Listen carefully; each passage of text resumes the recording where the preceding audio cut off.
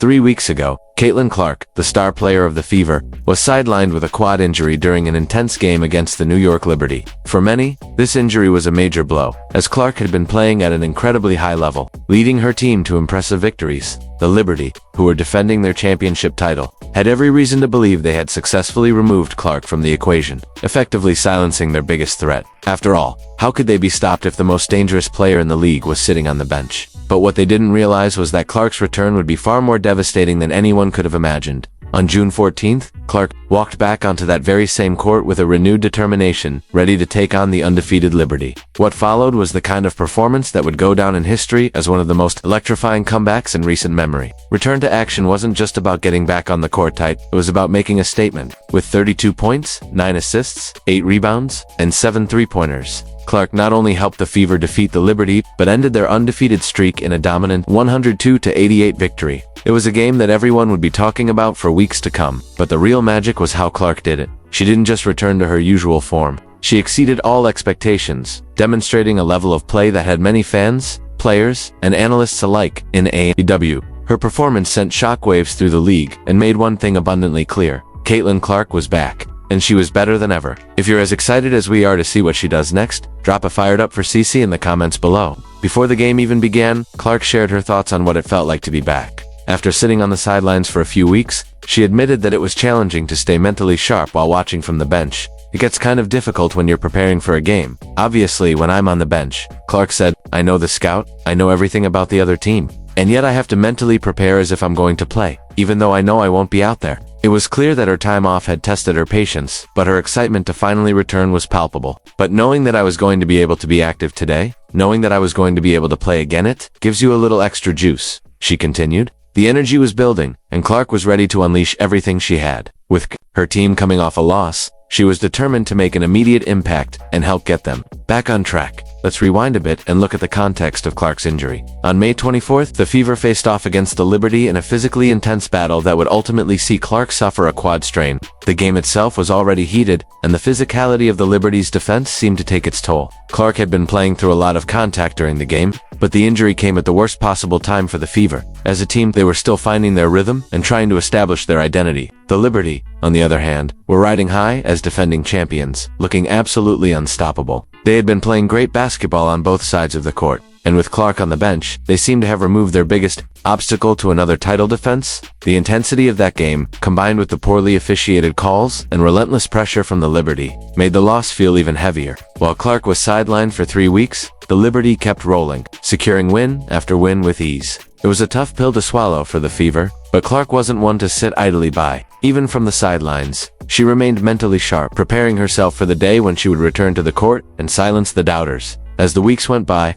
the Liberty continued their undefeated run, and the Fever struggled without their star player. The team went on a 2-win, 3-loss streak during the 5 games that Clark missed, and doubts began creeping in. Fans and analysts started questioning the team's depth, the coaching staff, and even the front office. Could the Fever continue to compete at a high level without Clark? Would she be able to return to her dominant form after missing so much time? These were the questions swirling around the team. There were concerns about how the quad injury would affect Clark's ability to move and how her signature long shooting would fare after the layoff. But despite all the uncertainty, Clark remained confident. I don't want to come back unless I'm 100%, she said firmly. Why would I go out there and play 20 minutes when I'm not fully ready? I'm out there to win, and I'm out there to give everything I have for this team. This unwavering commitment to her team and her confidence in her ability to bounce back were exactly the kind of leadership the Fever needed. The medical world, however, didn't share the same level of confidence. Quad injuries are notorious for being tricky for basketball players, as they impact a player's ability to cut, jump, and generate power on shots.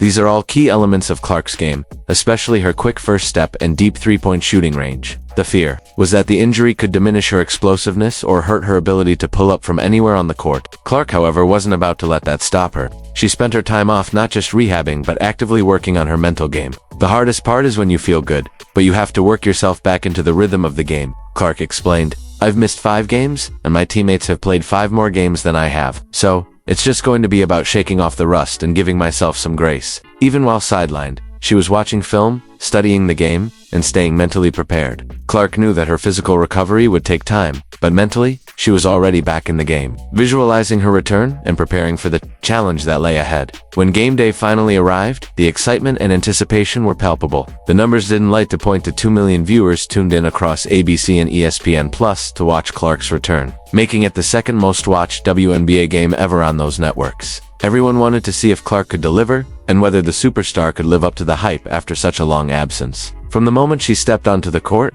it was clear that Clark wasn't just playing to win a game, she was playing to make a statement. Her warm-ups showed her fire and determination as she moved with purpose and precision. There was no question that she was back, and that she was ready to take on the Liberty and prove that no injury could hold her back. As the game began, Clark's energy was undeniable. She was locked in, and it was clear that she was about to put on a performance that would leave everyone talking. And boy, did she ever. With the game tight and both teams trading baskets, Clark did something that no one saw coming. At one point, she crossed half-court, then kept going, pulling up from 34 feet beyond the three-point line, what some people call the logo. Without hesitation, the ball swished through the net. It was an incredible shot, but it wasn't just the distance that made it special. It was the confidence and ease with which she took it. The crowd erupted, but that wasn't the end of it. Just a few seconds later, Clark did it again, this time from 28 feet. And then, as if that wasn't enough, she hit a third logo three from 31 feet away. The noise from the crowd grew louder with every shot, and players from both teams stood up, captivated by the spectacle unfolding in front of them.